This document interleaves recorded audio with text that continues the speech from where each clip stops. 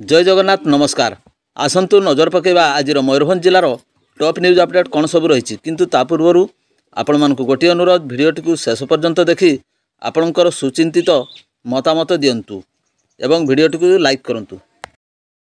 आज प्रथम खबर काल बैशाखी प्रभाव भांगिला चैत्र पर्वर पैंडेल और पॉलिसी मेलार स्टल उड़ीगला चैत्र पर्वर विशाखा पैंडेल बारिपदार काल बैशाखी प्रभाव में उड़ीगला चैत्र पर्वर विशाल पैंडेल सुसज्जित तरुण एवं आलोकमाला भांगी होईगला चुरमार विश्व प्रसिद्ध छऊ पाई प्रशासन पक्षर व्यापक प्रस्तुति करा जायथिबा बेले संध्यारे छऊ नृत्य प्रदर्शन होता मात्र संध्या प्राय 5टा बेलू हठात माड़ी आसला काल बैशाखी जोर रे पवन सांग को प्रबल वर्षा धोई देइछि उत्सव को पेंडेल विशालकाय लाइट स्टाण्ड खसी पड़ता बेले चेयर टेबुल उड़ी एणे तेणे उड़ी जाइथिला।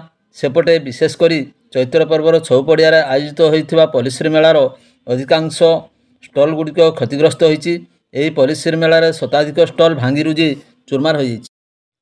परवर्ती खबर काल बैशाखी प्रभाव में शनिवार राति 8टारे बेतनटी और आखपाख अंचल प्रबल झड़ तोफान सांगक वर्षा पवन होगा सहित गछ उपुड़ी पड़ू बेतनटी बाहानड़ा रास्ता आग्रिया नड़पुर रास्ता नड़पुर पाटलीपरा रास्ता मध्य जोगाजोग संपूर्ण विच्छिन्न हो जाइछि। खबर पाई बेतनटी अग्निशम अधिकारी सत्यवादी पलई सदल बेले घटनास्थल में पहुंची उद्धार कार्य जारी रखा सहित गछ काटिबा पर यातायात किछि मात्रा स्वाभाविक होइथिला। सेही भली गछ पड़ी अधिकांश स्थान में विद्युत तार छिंडी पड़िथिबारु विद्युत सरबराह मध्य गुरुतर भाव में प्रभावित होइछि। बेतनटी टाटा पावर पक्षर मध्य युद्धकालीन भित्तिरे मरामती कार्य चालू रही। बंगला छकर काल बैशाखी प्रभाव में घर उपरे गछ पड़िजिबारु आजबेस्टर भांगी घर भितर थिबा महिलांक उपरे पड़ी क्षताक्त हेबा सह गुरुतर आहत होई डाक्तरखाना रे भर्ती होइछन्ति। तांकु बेतनटी डाक्तरखाना रे चिकित्सा करा जाउछि। परवर्ती खबर बांगिरपोषी अंचलर विभिन्न स्थान रे हाथी उपद्रव लोके आतंकित। मयूरभंज जिलार बांगिरपोषी अंचल विभिन्न ग्राम रे हाथी उपद्रव करुथिबार देखिबाकु मिलछि। दिवा 5 घटिका समय एक हाथी स्थानीय लोक माने देखि वन विभाग को खबर देइथिले। घटनास्थल में वन विभाग कर्मचारी पहुंची हाथीटी को घौड़ाइबा पई चेष्टा जारी रखिछन्ति। परवर्ती खबर सुक्रोल निकट में अजला गाड़ी धक्का युवक मृत क्षतिपूरण दाबी रास्ता रोक। मयूरभंज जिलार जशपुर निर्वाचन मंडली अधीन सुक्रोल निकट में गाड़ी धक्का युवकर मृत्यु घटिला। गाड़ीटी दुर्घटना घटाई फेरार हो जाइथिबा बेले उत्त्यक्त लोके रास्ता रोक कर क्षतिपूरण दाबी जणाइथिले। घटनास्थल में थाना अधिकारी और तहसीलदार पहुंची बुझासुझा करथिले सुधा दिवा 11टा सुधा रास्ता रोक उठी नथिबा देखिबाकु मिलछि। परवर्ती खबर मयूरभंज जिले में आसंता 17 तारिख पर्यंत पवन सांग को वज्रपात नहीं आंचलिक पाणीपाग विभाग पक्षर येलो वार्निंग जारी कराଯାଇଛି। सूचना अनुसार मयूरभंज जिला 17 तारिख पर्यंत वज्रपात सह 40 किलोमीटर बेगर पवन और वर्षा होगा नहीं येलो वार्निंग जारी। तेबे ए नहीं दिन प्राय 1:21 समय आंचलिक पाणीपाग विभाग पक्षर पूर्वानुमान करी एही वार्निंग जारी कराଯାଇଛି।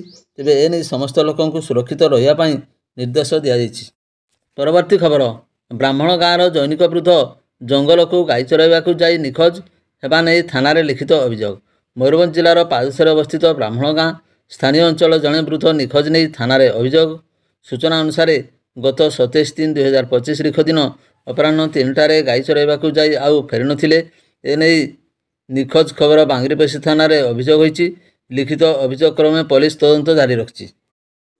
परवर्ती खबर बेतनटी थाना कृष्णचंद्रपुर फांडी अधीन लंगलकटा ग्राम निजर मामू घर को पश्चिमबंग नयाराम थाना अधीन बुधियाशल ग्रामर जैनिक युवती आसवा समय सुरईडीही खेल पड़िया जैनिक युवक पछपटु आसी स्कूटी अटकाई भुजाली रे आक्रमण कर क्षताक्त करने सहित सुनाहार छड़ाई नेबाकू उद्यम करने घटना अभियुक्त को शनिवार अपराह्न 5:30 कड़चाण करिछि बेतनटी पुलिस। गिरफ अभियुक्त जनक हेउचंती नंगलकटा ग्रामर विक्रम नायकर पुओ लकी नायक। एतलाकालीन युवती अभियोग मुताबक से स्कूटी जोगे मामू पुओ को ट्यूशन छाड़ा जाउथबा समय सुरईडी खेल पड़िया अभियुक्त OD 11R0403 नंबर विशिष्ट मोटरसाइकेल आसी स्कूटी को अटकाई भुजाली देखाई सुना चेन मागिबा सहित नदेले मुंडगंडी अलगा करी जीवनरू शेष करदेवाकू धमक मध्य देइथिले।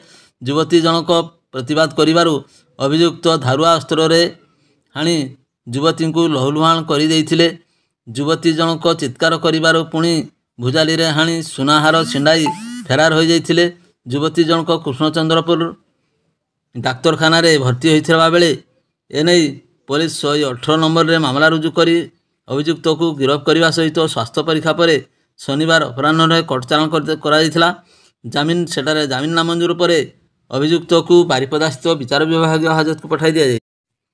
ପରବର୍ତ୍ତୀ ଖବର, ଅଜଣା ଗାଡ଼ି ଧକ୍କାରେ ଜଣେ ସାଇକେଲ ଆରୋହୀଙ୍କର ମୃତ୍ୟୁ ହୋଇଥିବା ବେଳେ ବାରିପଦା ସଦର ଥାନାରେ 82/25 ନମ୍ବରରେ ଏକ ମାମଲା ରୁଜୁ ହେବା ସହିତ ପୋଲିସ ତଦନ୍ତ ଆରମ୍ଭ କରିଛି। ଅଭିଯୋଗକାରୀ ବାରିପଦା ସଦର ଥାନା ଅନ୍ତର୍ଗତ କାଳିଆ ଟିକିରିଆ ଗ୍ରାମର କାପୁରା ବେସରାଙ୍କ ଅଭିଯୋଗ ଅନୁଯାୟୀ ତାଙ୍କ ପୁଅ ରାମଚନ୍ଦ୍ର ବେସରା ଗତ 9 ତାରିଖ ସନ୍ଧ୍ୟା 6ଟା ସମୟରେ ତାର ଜଣେ ସାଙ୍ଗଙ୍କ ସହିତ ସାଇକେଲ ବସି ଘରକୁ ଫେରୁଥିବା ବେଳେ ଶଙ୍ଖାଭଙ୍ଗା ଛକ ନିକଟରେ ଏକ ଅଜଣା ଗାଡ଼ି ଧକ୍କା ଦେଇଥିଲା। ଫଳରେ ଗୁରୁତର ଅବସ୍ଥାରେ ତାଙ୍କୁ ସ୍ଥାନୀୟ ପଣ୍ଡିତ ରଘୁନାଥପୁର ମେଡିକାଲ କଲେଜର ହସ୍ପିଟାଲକୁ ନିଆଯାଇଥିଲେ ମଧ୍ୟ କାର୍ଯ୍ୟରତ ଡାକ୍ତର ତାଙ୍କୁ ମୃତ୍ୟୁ ଘୋଷଣା କରିଥିଲେ। ଏହି ଦୁର୍ଘଟଣାରେ ସାଇକେଲ ଚାଳକ ମଧ୍ୟ ଆହତ ହୋଇଛନ୍ତି। ପରବର୍ତ୍ତୀ ଖବର, କାଳବୈଶାଖୀର କରାଳ ରୂପ ଶନିବାର ସନ୍ଧ୍ୟାରେ ମରଡ଼ା ଅଞ୍ଚଳରେ ଦେଖିବାକୁ ମିଳିଛି। ମାତ୍ର ଘଣ୍ଟାଏ ମଧ୍ୟରେ ପ୍ରବଳ ଝଡ଼ ତୋଫାନ ଘଡ଼ଘଡ଼ି ସହ ବର୍ଷାରେ ଏକାଧିକ ଗଛ ଧରାଶାୟୀ ହୋଇ ରାସ୍ତା ଅବରୋଧ ସାଙ୍ଗକୁ ଯାତାୟାତ ବନ୍ଦ ହୋଇଯାଇଥିବା ବେଳେ ଜାମସଳ ଷ୍ଟେସନଠାରେ ଏକ ରେଳ ଧାରଣା ଉପରେ ଗଛ ପଡ଼ି ରେଳ ଧାରଣା ମଧ୍ୟ ଅବରୋଧ ହୋଇଛି। ଜାମସଳ ଷ୍ଟେସନଠାରେ ଏକ ବିଶାଳ ଗଛ ଉପୁଡ଼ି ପଡ଼ି ରେଳ ଧାରଣାକୁ ସମ୍ପୂର୍ଣ୍ଣ ଭାବେ ଅବରୋଧ କରିଥିଲା। ଉଚ୍ଚ କ୍ଷମତା ସମ୍ପନ୍ନ ବିଦ୍ୟୁତ୍ ତାର ଛିଣ୍ଡି ମଧ୍ୟ ରେଳ ଧାରଣାରେ ପଡ଼ିଥିଲା। ରୁପ୍ସା ବାଙ୍ଗିରିପୋଷି ରେଳପଥର ବିଦ୍ୟୁତ୍ ଚାଳିତ ଟ୍ରେନ ଚଳାଚଳ ବାଧାପ୍ରାପ୍ତ ହୋଇଥିଲା।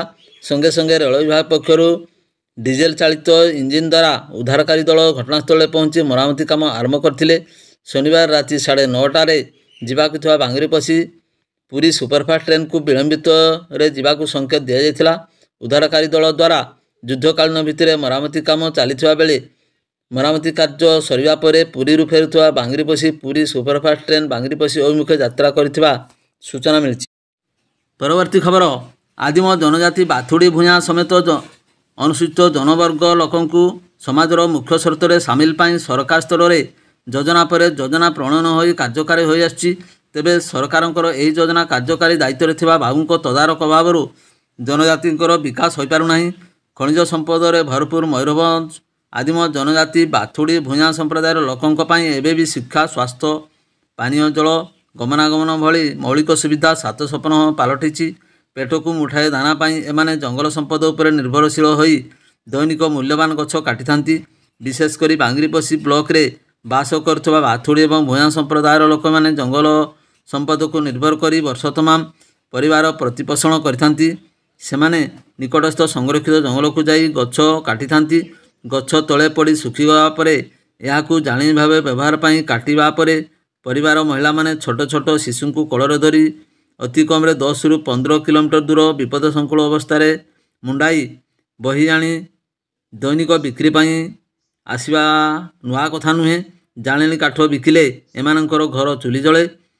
ଏହି ଆଦିମ ଜନଜାତିଙ୍କ ବିକାଶ ପାଇଁ ସରକାର ସ୍ତରରେ ଉନ୍ନୟନ ସଂସ୍ଥା, ସମନ୍ୱିତ ଆଦିବାସୀ ଉନ୍ନୟନ ସଂସ୍ଥା, ଓଡ଼ିଶା ଜୀବିକା ମିଶନ କାର୍ଯ୍ୟକ୍ରମ ହୋଇ ଆସୁଥିଲେ ହେଁ ସଠିକ୍ ତଦାରଖ ଅଭାବରୁ ବହୁ ପରିବାର ଓଳିଏ ଖାଇ ଓଳିଏ ଉପାସରେ ଦିନ କାଟିବାକୁ ବାଧ୍ୟ ହୋଇଥାନ୍ତି। ପରବର୍ତ୍ତୀ ଖବର, ଶନିବାର ସନ୍ଧ୍ୟାରେ ହଠାତ୍ କାଳବୈଶାଖୀ ବୈଶିଙ୍ଗାଞ୍ଚଳରେ ବହୁ କ୍ଷତି କରିଥିବାର ଖବର ମିଳିଛି। ଶନିବାର ଡାହିବାଡ଼ି ସାପ୍ତାହିକ ହାଟ ଚାଲିଥିବା ବେଳେ ହଠାତ୍ ଝଡ଼ ବର୍ଷା ଆସିଯିବାରୁ ବହୁ କ୍ଷତି ହୋଇଛି। ଅତି କମ୍ରେ 10,000 ଗ୍ରାହକ ଏବଂ ବ୍ୟବସାୟୀ ନିଜର ଜିନିଷପତ୍ର ଅକ୍ତିଆର କରିବା ପୂର୍ବରୁ ସବୁ ନଷ୍ଟ ହୋଇଯାଇଥିଲା। ଏଥିସହିତ ଶହ ଶହ ଏକର ରବି ଧାନ ଚାଷ କରିଥିବା ଚାଷୀଙ୍କ ଧାନ କ୍ଷେତ ମାଟିରେ ମିଶିଯାଇଥିଲା। ବିଭିନ୍ନ ସ୍ଥାନରେ ବଡ଼ ବଡ଼ ଗଛ ଭାଙ୍ଗି ରାସ୍ତାରେ ପଡ଼ିଯାଇଥିବାରୁ କିଛି ସମୟ ପାଇଁ ଚଳାଚଳ ବାଧାପ୍ରାପ୍ତ ହୋଇଥିବା ଖବର ମିଳିଛି। 100 ବର୍ଷର ଐତିହ୍ୟ ବହନ କରୁଥିବା ବୈଶିଙ୍ଗା ଡାକ୍ତରଖାନା ଭିତରେ ଛାତର ତଳ ପାର୍ଶ୍ୱରେ ନିର୍ମିତ ସିଲିଂ ଗଳି ପଡ଼ିଛି। ତେବେ ଡାକ୍ତର, ନର୍ସ, କର୍ମଚାରୀ ଏବଂ ଉପସ୍ଥିତ ରୋଗୀ ଅଳ୍ପକେ ରକ୍ଷା ପାଇଯାଇଥିଲେ। ଦୀର୍ଘ ଦିନ ଧରି ରକ୍ଷଣାବେକ୍ଷଣ ଅଭାବରୁ ଏଭଳି ପରିସ୍ଥିତି ହେଲା ବୋଲି କୁହାଯାଇଛି। ବିଭିନ୍ନ ସ୍ଥାନରେ ବିଦ୍ୟୁତ୍ ତାର ଖୁଣ୍ଟ ଭାଙ୍ଗିଯାଇଥିବା ଖବର ମିଳିଛି। କ୍ଷୟକ୍ଷତିର ଆକଳନ କରାଯାଇପାରି ନାହିଁ। ତେବେ ବିଦ୍ୟୁତ୍ ସରବରାହ କେବେ ସ୍ୱାଭାବିକ ହେବ ତାହା ଜଣାପଡ଼ିନାହିଁ। ଭିଡ଼ିଓଟିକୁ ଶେଷ ପର୍ଯ୍ୟନ୍ତ ଦେଖିଥିବାରୁ ଆପଣଙ୍କୁ ଅଶେଷ ଧନ୍ୟବାଦ।